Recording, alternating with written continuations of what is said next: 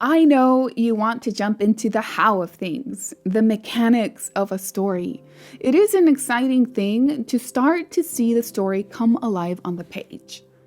But I encourage you to watch these lessons in order because they build on each other. The course is structured in a way that will take you step by step in the process. If you skip to the crafting section, you will miss setting up the foundations first. A building is not constructed with a roof first. It must first have a solid foundation for it to stand. Otherwise, it will not hold up very well. And just like a construction site, now that we're on that topic, as we get started, I want you to keep something in mind. The result of the effort you put into this is going to be great. I guarantee it. But before we get there, it's going to get messy. But don't panic. This is a good thing. I mean, at first, it's not going to feel like a good thing. But trust me, it is a great thing. Because what has happened when you've tried to write down or tell your story in a structured, concise, and compelling way? If your experience is anything like mine, you get stuck.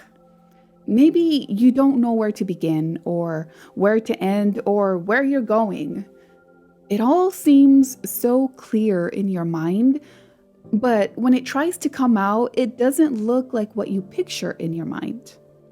One of the main reasons this happens is because the story likely contains multiple themes. Themes are those universal conditions or topics associated with the human experience, like love, family, relationships, grief, fear, etc. These are things we can all relate to regardless of the details of our stories.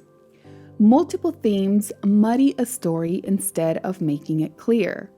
Our lives are complex, so it's only natural that our stories will also be complex and contain multiple themes or topics. That is why it's hard to know exactly what your story is about without reflecting on it and excavating it. And this is why it's important to pick one theme and craft the story around that. But we'll get to that in a later video. For now, what I want you to do is accept the fact that it will be messy. I want you to embrace that reality. In fact, put your arms around yourself. Come on, it's fine. You can do it. Put your arms around yourself, give yourself a squeeze, and say to yourself, it's going to get messy. I expect it and I accept it. That was a silly exercise, I know.